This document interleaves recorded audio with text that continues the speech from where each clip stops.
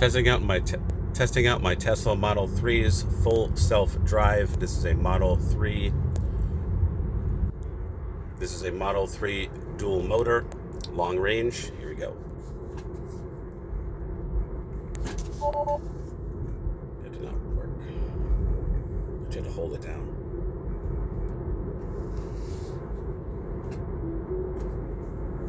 Okay. Car is driving itself.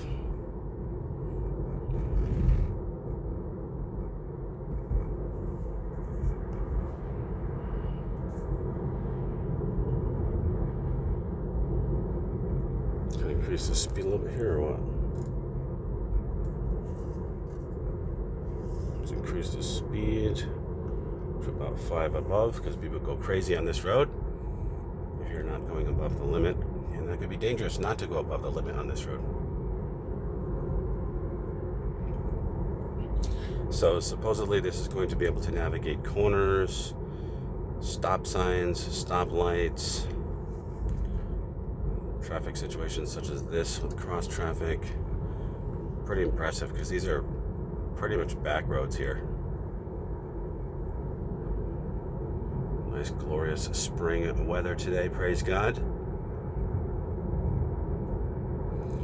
Now these are some pretty, okay, I gotta apply a slight force to the steering wheel here for a second just to show that I'm actually paying attention.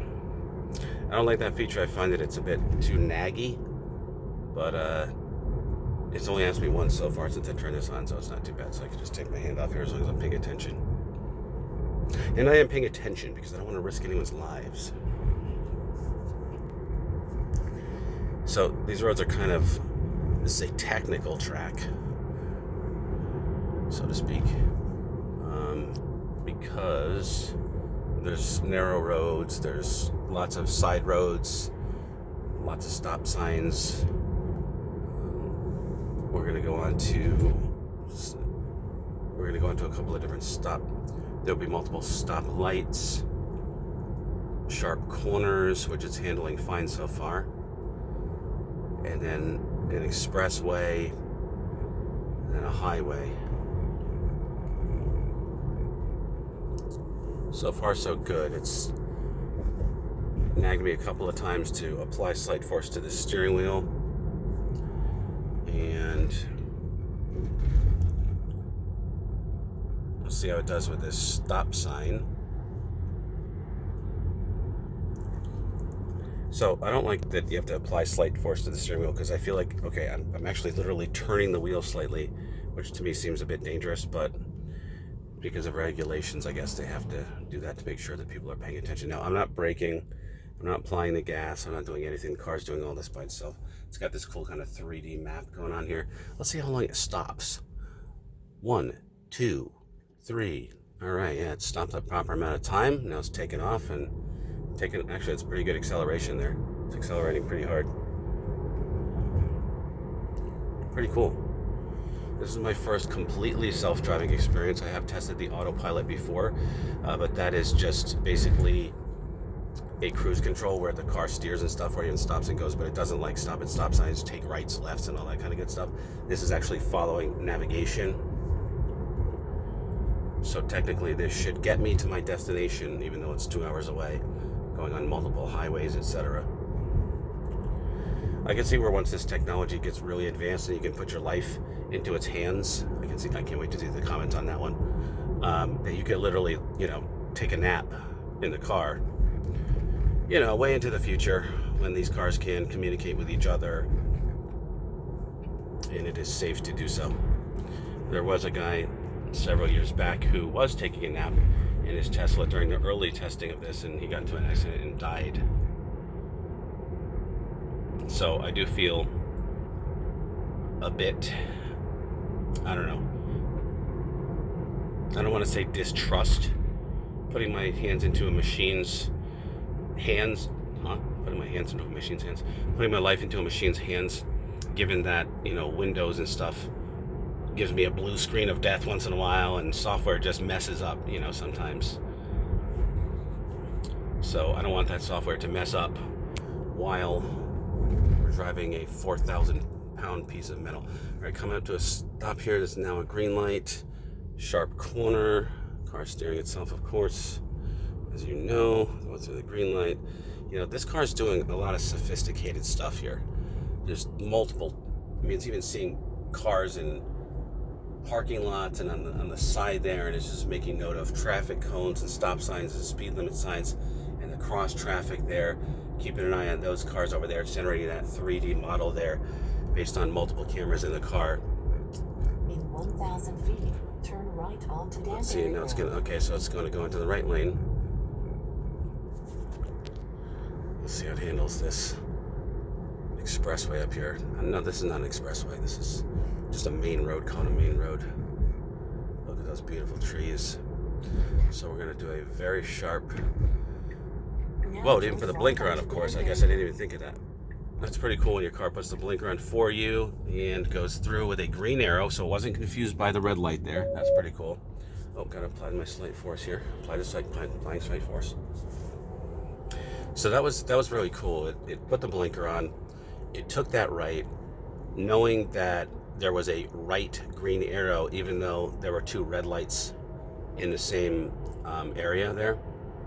So that was cool that the car did not get confused by the red lights, but recognized the green arrow. So far, so good. Now this is a trial for this. It's free. The price was $12,000 for this feature, even though it's already in the car.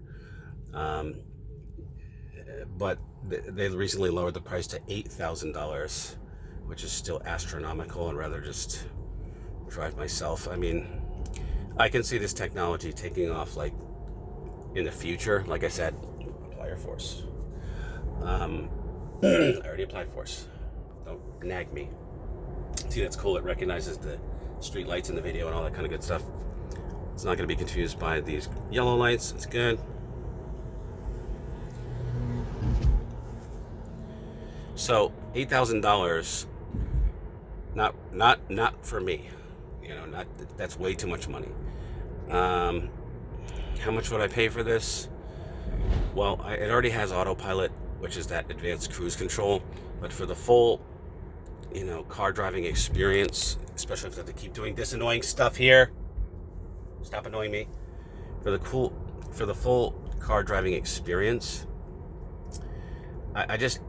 Whoa. There's a car right there, and it's trying to change lanes, but it didn't change the lane. It saw the car, and now it is pulling over. That's like awesome technology, I gotta say. Awesome technology. So it put the blinker on because it wanted to pass this slow truck, and there was a car there in the blind spot. It waited for the car to go by, and then it went over all by itself. I gotta say the technology is awesome. Shout out to the Mach-E there. What's up, Mach-E fam?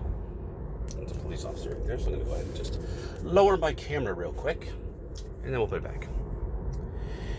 I don't want to stress out the boys in blue. Okay, so yeah, $8,000 for me for this. I just don't, like I said, I don't want to put my hands. Here we go again. I don't want to put my life in the hands of, you know, a computer, and especially pay for it. So frankly, I think this should be free because it's not like you can just chill. You know, I'm not going to turn this on and chill. My eyes are going to be glued to the road because I'm paranoid that a kid's going to run out, or I'll just drive off a cliff because, like I said, it is based on a computer. And if Windows has been around for, I don't know, decades, and it still glitches and crashes sometimes, you know, this relatively new software, who knows? But so far, it's really cool. It's working. But for that annoyance alone of having to keep on moving the wheel, this is not worth it to me. It's not a full self-drive experience because I have to keep on moving this. Even if my hand is here, I don't want to rest my hand here and hold it, you know, put it into a death grip, because then I might get into an accident. So what I might do is like just rest my hand here, but then it still asks me to tug the wheel. So I don't know. It's too much. And I know that that's a government regulation. It's nothing to do with Tesla. So here's a unique situation. We got cars coming into our side here because of that truck on the left-hand side. Let's see how it navigates. Got my hand on the wheel. It's going to pull over like this. It's going very slow. It's not like It's going a little bit too slow actually here. Let's speed up, car. You're gonna annoy the cars behind me. All right, so now it's speeding up. So that was pretty cool. It just handled a random situation where there was a truck on the side, applying the steering force. There was a truck on the other side of the road. Cars were coming into our lane, and instead of like freaking out and having a heart attack, it recognized the situation and it calmly addressed it by going to the side of the road while there were cars in my lane, and it navigated it smoothly. So really smart. It just slowed down a lot. Oh, because we're over the speed limit. Okay. The speed limit just lowered here. Apply the force! Some people put a weight or something like that on their steering wheel to avoid that annoyance. But yeah, overall, pretty awesome. Very impressed by this. I'm going to have to try to increase the speed manually again here. Let's go. So I put the max up. Okay, so now it's going to increase before these people behind me kill me. They're probably like, what is this guy doing? So yeah, pretty awesome experience to have your car doing this for you, especially with those advanced maneuvers that it had to make, like having the truck there on the side when the car's coming onto my side of the lane. I would think that the car would have just freaked out at that point and not known what to do, but it did know what to do, and it did it flawlessly. So my only setback is the price, $8,000 for this technology that already does sit into the car. Now I'm assuming that, you know, there's ongoing updates and stuff like that. My question would be, since this car is leased, does that $8,000 carry forward into new Teslas? Similar question I have for if I do the power upgrade to this car. If you spend like, I forgot what it is, $1,500 or $2,000, this car suddenly becomes really, really fast. It's already really fast now, but if you hit that upgrade button, it comes really, really fast. But yeah, $8,000 for me is too much, because it's not like I'm just going to go and chill, and you have to keep your hand on the steering wheel anyway, and you have to look forward anyway. So like, what's the point? I'm spending $8,000 just to take my foot off the gas. I don't know. Anyway, it's impressive to see this technology performing so well, and I'm looking forward to what it can do in the future, especially, like I said, when cars can start talking to themselves and whatnot.